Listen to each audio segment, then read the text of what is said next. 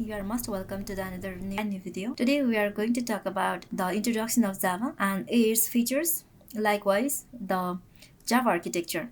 In the previous video, we learned how to download and install the JDK on our system and how to run first program using Notepad. I hope you all learned that process very carefully.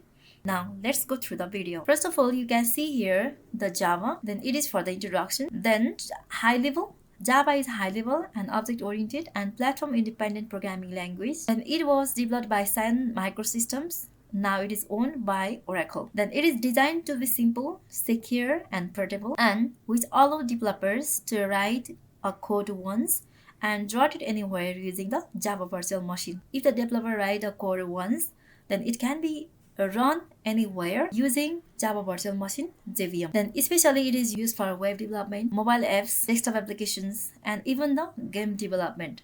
Java programming language can be used for these purposes. The next one is Java features or buzzwords. Then here the first one is object oriented, second platform independent, third simple and easy to learn, secure, robust, multi-threaded, architecture neutral, high performance, distributed, and dynamic. Now let's see the description of all of these features. Object oriented. Why Java is called object-oriented? In Java, everything is treated as an object. Java uses principles like inheritance, encapsulation, polymorphism, and abstractions. Platform independent. Why Java is called platform independent? Because Java code is compiled into bytecode which runs on a JVM. Then this allows Java programs to run on any platform that has a JVM. What that means? Write once, run anywhere.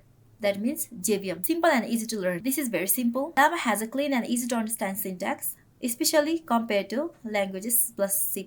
If we compare with C++, Java is very easy language to understand. It removes complex features. These complex features are pointers and multiple inheritance. Next is secure. Why Java is very secure? Java has built-in security features. Those built-in security features are bytecode verification, runtime checking, and security manager to protect against viruses and unauthorized access.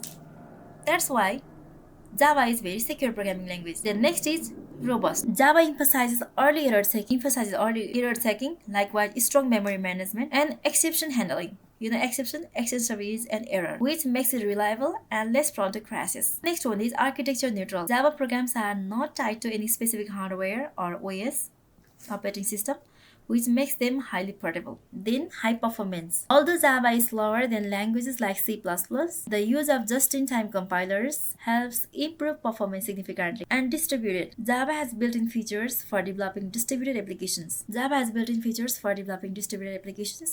Which can run over the networks. Likewise, it is also called dynamic.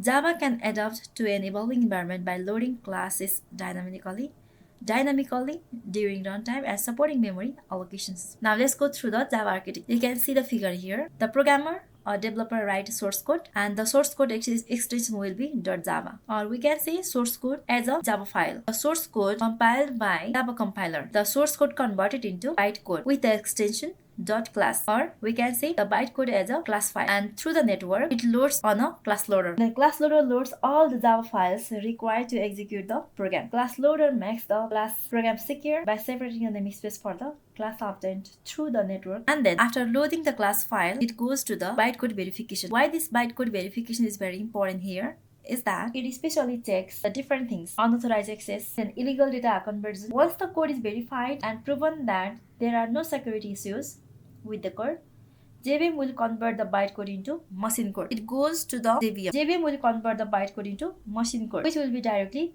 executed by the machine. Another is just-in-time, which helps the program execution to happen faster. When the bytecode is compiled into that particular machine code, it is cached by GIT compiler and will be reused for the future trends. Okay, this much for today. See you on the next video. Thank you so much, everyone.